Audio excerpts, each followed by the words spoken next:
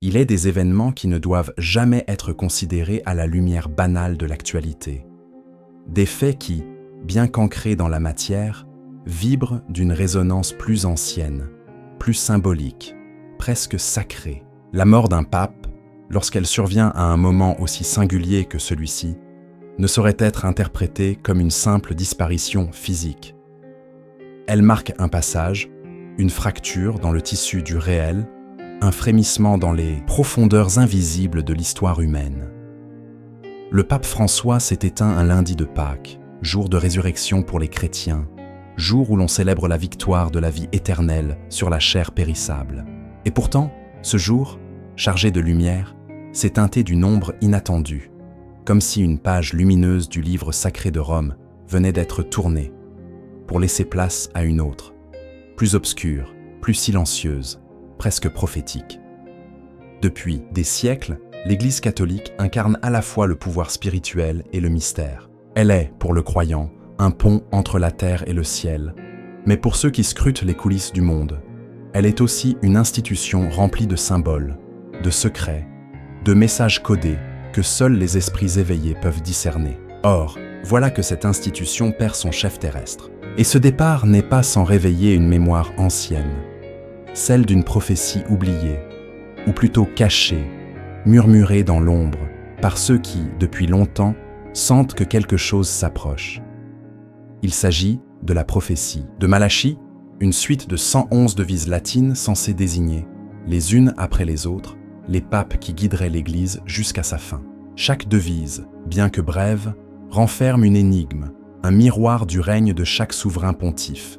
Jusqu'à Benoît XVI, les correspondances sont troublantes, trop précises parfois, pour n'être que le fruit d'une imagination médiévale. Et après lui, que reste-t-il?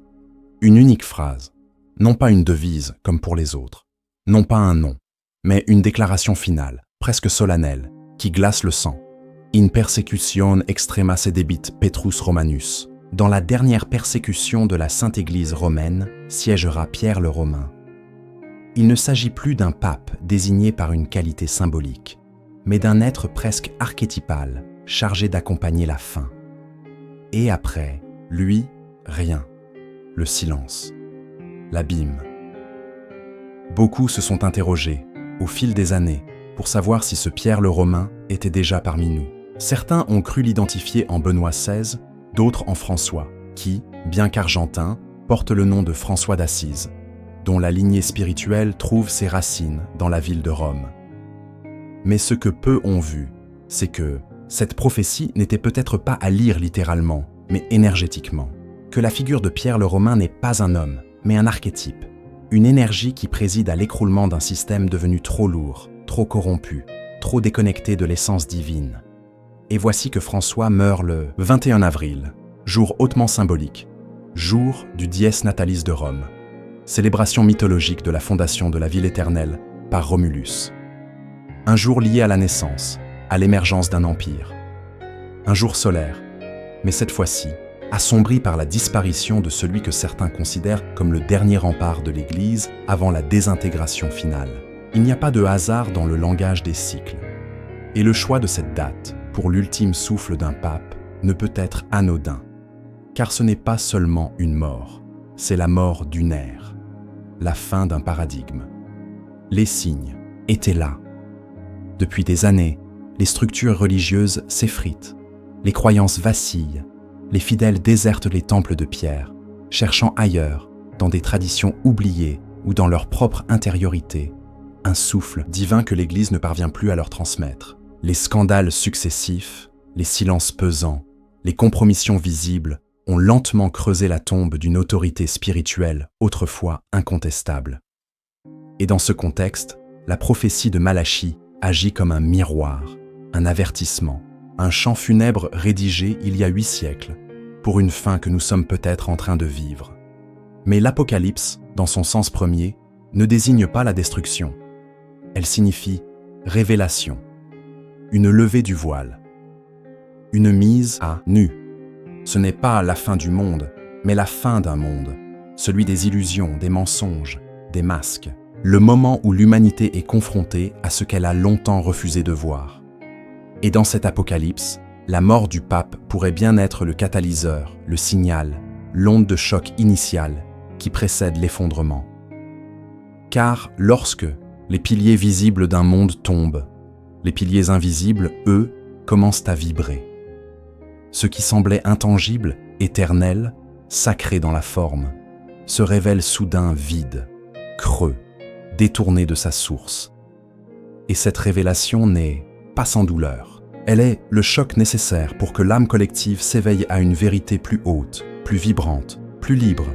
Il ne s'agit donc pas de craindre cette fin, mais de l'observer avec lucidité, de comprendre que la chute n'est qu'un prélude à la renaissance, que l'Église dans sa forme actuelle peut s'effondrer, mais que la lumière christique, elle, ne peut mourir.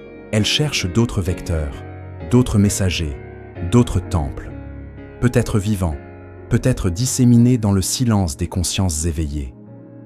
La prophétie de Malachie n'est pas une condamnation, c'est une alerte. Elle ne dit pas « tout va disparaître », elle murmure « prépare-toi à voir ce qui a toujours été caché ».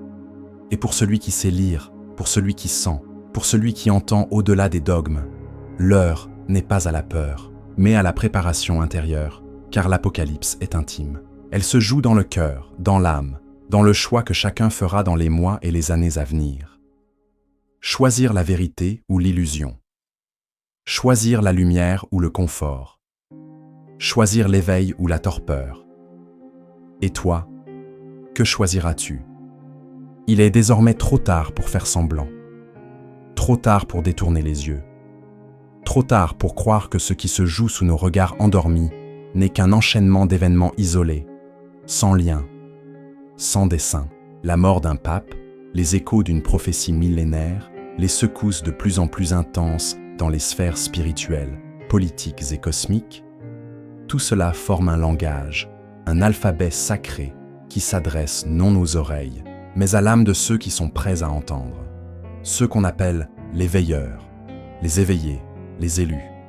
Et si la prophétie de Malachie était moins une prédiction qu'un appel, une clé codée laissée à ceux qui, au moment venu, sauraient la décrypter. Si le fameux Pierre le Romain n'était pas une figure individuelle, mais un collectif d'êtres enracinés dans la vibration christique, capable de porter la lumière à travers l'effondrement des institutions anciennes, une nouvelle Église sans mur, sans dogme, sans hiérarchie terrestre, mais ancrée dans la vérité céleste, connectée à la source, unie dans la vibration d'amour et de justice.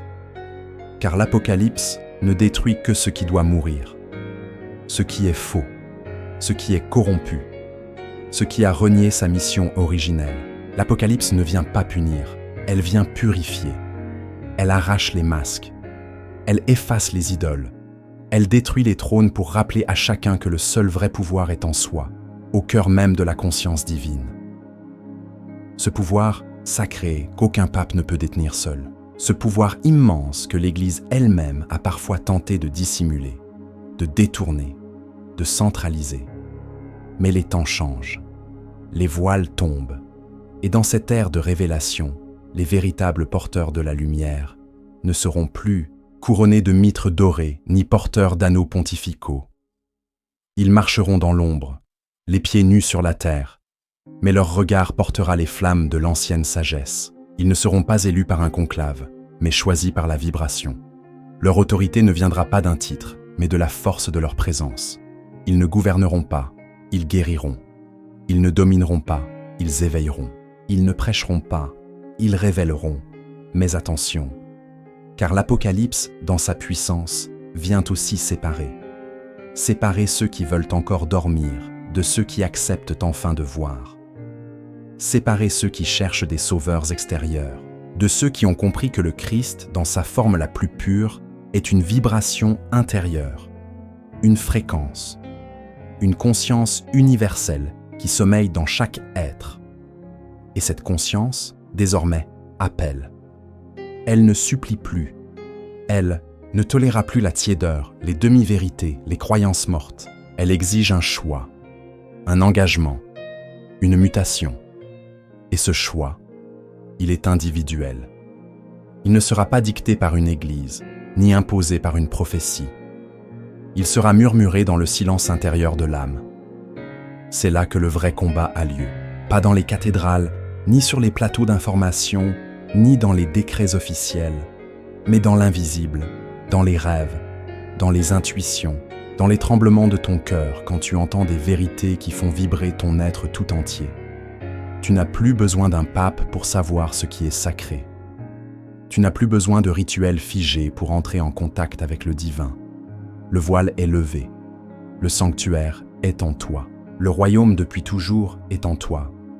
Alors, à l'heure où les fondations vacillent, à l'heure où les anciens pouvoirs s'éteignent un à un, à l'heure où le dernier chapitre s'écrit peut-être sous nos yeux, pose-toi cette question sacrée. Seras-tu de ceux qui regardent l'Apocalypse en tremblant ou de ceux qui la traversent en marchant vers la lumière?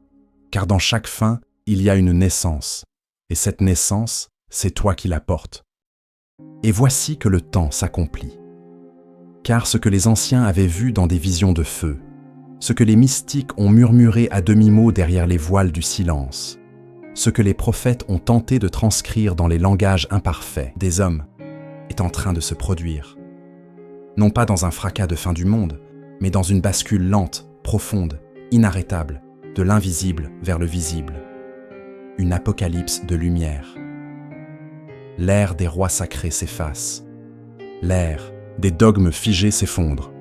L'ère de la peur, de la domination par la foi, des empires bâtis sur la culpabilité, s'écroule comme une tour trop vieille, incapable de contenir la vérité vibrante qui remonte maintenant des profondeurs de l'âme collective. Ce qui vient n'est pas une religion nouvelle. Ce qui vient n'est pas un nouveau pape, ni un nouvel ordre terrestre, ni un faux messie travesti dans des habits de lumière. Ce qui vient, c'est un renversement, une inversion de l'extérieur vers l'intérieur, une fusion de l'humain et du divin, une reconsécration du vivant. C'est l'émergence d'un peuple de feu, de porteurs silencieux, nés dans l'ombre, qui n'ont besoin d'aucun trône pour rayonner, car leur temple est le cosmos et leur cœur, le sanctuaire. Ils ne parleront pas au nom d'un Dieu éloigné, car ils sauront que la divinité a toujours été à l'intérieur d'eux. Ils ne chercheront pas à convertir, car leur simple présence sera révélation.